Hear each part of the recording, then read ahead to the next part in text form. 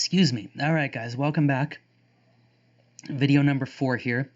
As your parts and pieces start to roll in for your gaming PC, I took the advice of my buddy and other friends who aren't so much gamers but are tech people, and literally typed into YouTube putting together a gaming PC.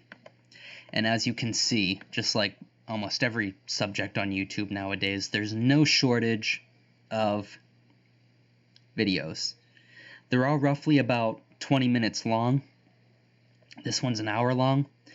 It took me about an hour to build mine. So I would watch the video, I'd go step by step, I'd pause the video, I would do what they said, and then I'd jump back into it. Some parts I had to go back and watch twice, only because, not that it was hard, but it was my first time doing it, so I'm literally doing it on my tile floor in Florida, which we'll talk about in a minute as to why that's relevant.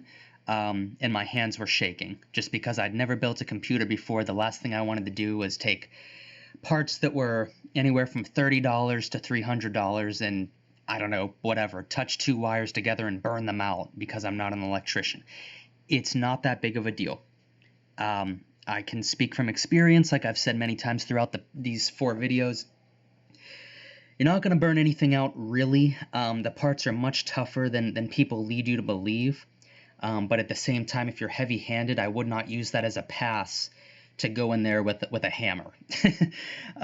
Please be careful with this stuff, but you don't have to be nervous about it. The reason why I brought up doing this on a tile floor is because a lot of these videos will mention something called grounding.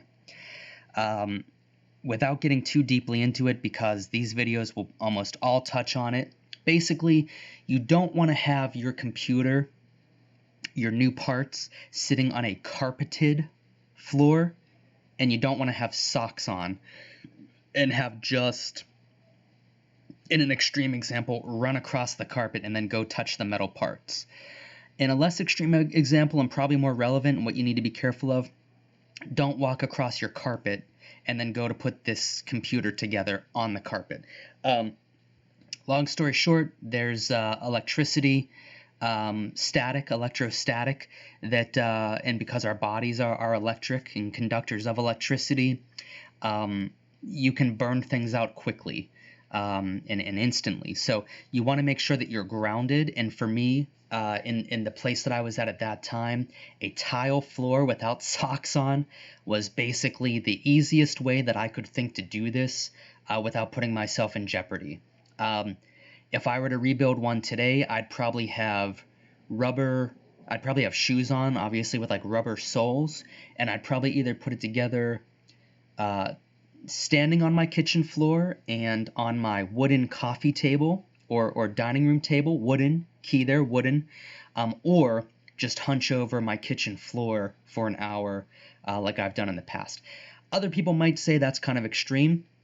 I just don't have a workbench. I don't have a concrete floor with a wooden bench to do this on. So basically just avoid carpeting. So look up YouTube videos on this. There's 8 million out there that'll teach you how to do this.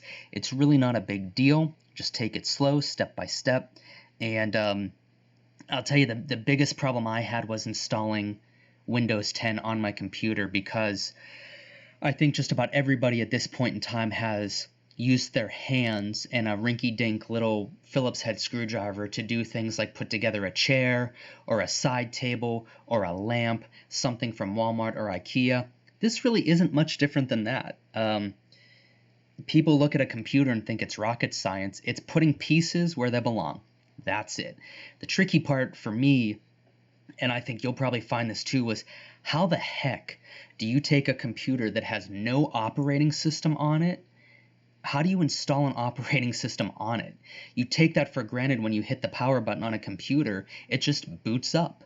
Well, you have to give the computer that information and that program to boot up, which is like a giant swimming pool to catch everything else like Netflix and Ableton and everything else that you do on there. So it was tricky. It wasn't impossible, but putting the computer together itself was about an hour, and then getting the OS, the operating system, to work was about an hour as well. So take 2 hours, do it.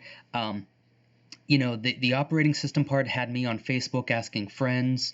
It had me on YouTube. It had me assuming a few things and trying different things, but eventually I got it and it was fine. And I don't even think I bought a full-blown Windows 10 version from actual Windows. Like I said, I bought it for 99 cents off of eBay.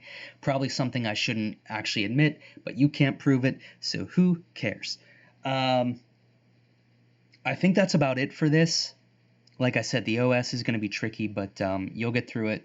You can ask me questions, but more than likely what you're really going to have to do, because it's been 2 years since I've built one, jump on YouTube and just look up the latest videos.